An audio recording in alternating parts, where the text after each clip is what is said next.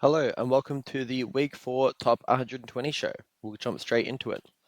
So first of all, I'm going to leave this up for a little bit. Feel free to pause and read it, or go back to my previous video if you want to hear me talk through it, but I'm going to move on for now. So the first 30 players, first of all, I want to point out that 14 from the top 20 from Week 4 have made it onto this page.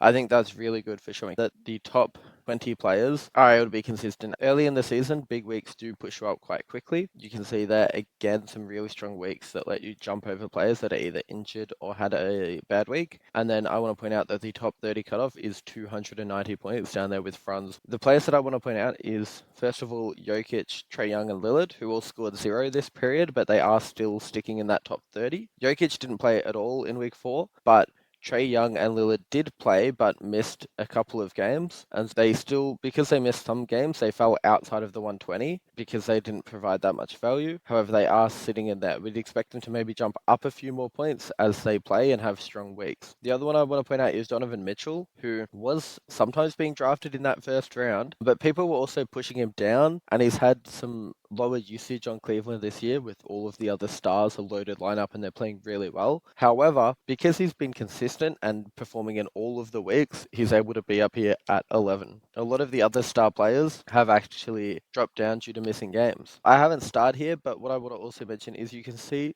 Luka has actually jumped up above Jokic, and that's because he's been able to produce in each week. I think on per game averages and even weekly, he gets penalized a little bit too much because of his percentages. But you can see that overall, Luka is about there where we'd expect. The next 30, Kevin Durant, I've started him because he's missed 2 weeks, I believe, maybe 2.5. But he's sitting really strong, still at 32nd on the season. So hopefully he can come back and then start pushing back up. But KD had some massive weeks to start, and that's why he's able to hold his value. Josh Hart as well has been quite consistent, getting all of the canning stats, and that consistency has allowed him to be here, playing massive minutes, whereas a lot of other players have a lot more variability. Dyson Daniels has had a monster start to the season with defensive stats, but then a couple of really strong scoring games, and that's jumped him up. He's in 42nd for the season, so he'll be someone that we want to watch, who's having a breakout year in Atlanta, and can he actually hold that top 50 value, or if he does actually start to slide down, or if he can even slide up into the top 30. Then Giannis gets penalized on the Z-score rankings week by week because of his free throw percentage. In week 4, he had really good free throw, and that's allowed him to jump up massively. If you've got a team that is punting free throws, then obviously his value jumps up a lot. Finally, the top 60 cutoff is 186 points with Halliburton. The next 30, so I think some of these players are starting to really build into their season and are going to start to climb up the ranks. They started a little bit poorly or missed some games, and so that's why they're behind the 8 ball. I think the few that I want to point out here are Mikal Bridges, Jaylen Brown, and Jalen Brunson.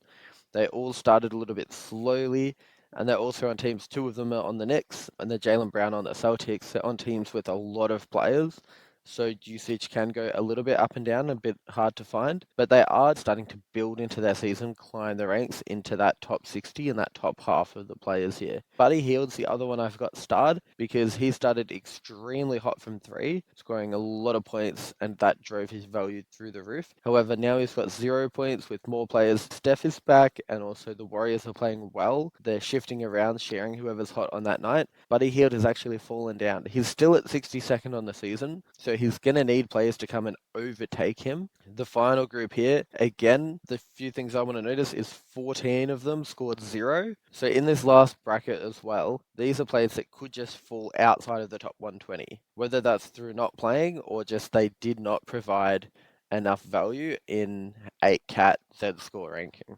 The other one is I want to point out the players. I've got the number wrong on the slide, but the 4 players that I think are star caliber, Paul George, Brandon Miller, Tyrese Maxey, and Desmond Bain, that are in this group.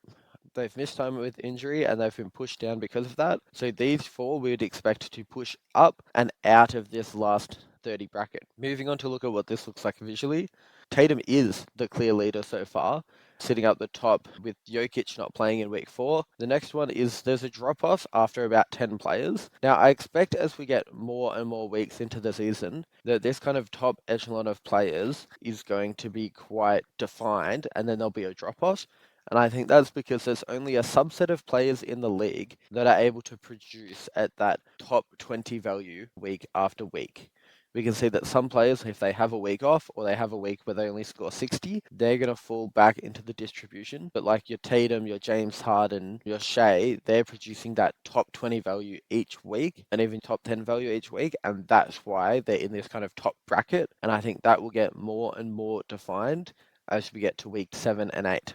I also want to say again, the cutoff is at 63, and that's a plus 17 from last week, being the amount of points you need to enter the top 120. I think that's really interesting to see how this value is growing, because you could argue that the 120th player only needed to jump 1 point, but in reality, the player that was 120th needed to jump 17 points in order to stay in the rankings. And I think the change will be really interesting once we get further into the season, so that the cutoff is maybe 150 or 200, because then it's not going to be as easy for players to have a 1 week outlier and then jump immediately in. Cool, that's it. Thanks for watching. As always, comment any feedback and subscribe for more weekly analysis. Thank you.